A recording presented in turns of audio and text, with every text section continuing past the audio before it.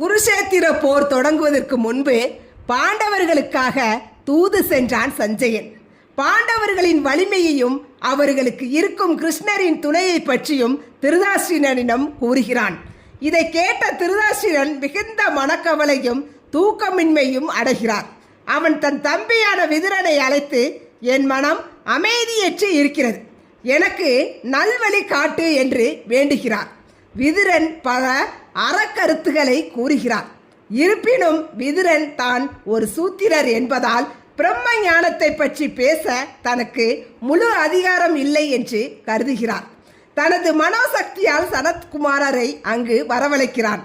மகாவிஷ்ணுவின் மானச புத்திரர்களில் ஒருவரான சனத் சுஜாதர் திருதராஷ்டிரனின் முன்னால் தோன்றுகிறார்.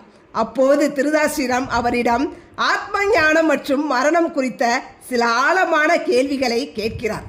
மரணம் என்பது என்ன? மரணம் என்பதே கிடையாது என்று சனத் சுஜாதர் ஒரு அதிரடியான கருத்தை கூறுகிறார். மனிதன் எப்போது தன் விழிப்புணர்வை இழந்து அறியாமையில் மூழ்கிறானோ அதுவே மரணம். விழிப்புடன் இருப்பவனுக்கு மரணம் இல்லை என்கிறார். அறியாமை, கவனக்குறைவும் உண்மையான ஆத்மாவை மறந்திருப்பதுமே துன்பத்திற்கான காரணம். இதை வென்றவன் பிறப்பு இறப்பு சுழற்சியிலிருந்து விடுபடுகிறான். மௌனம் மற்றும் தவம் வெறும் பேச்சால் மட்டும் இறைவனை அடைய முடியாது. புலன்களை அடக்கி அகமுகமாக தேடுவதே உண்மையான தவம்.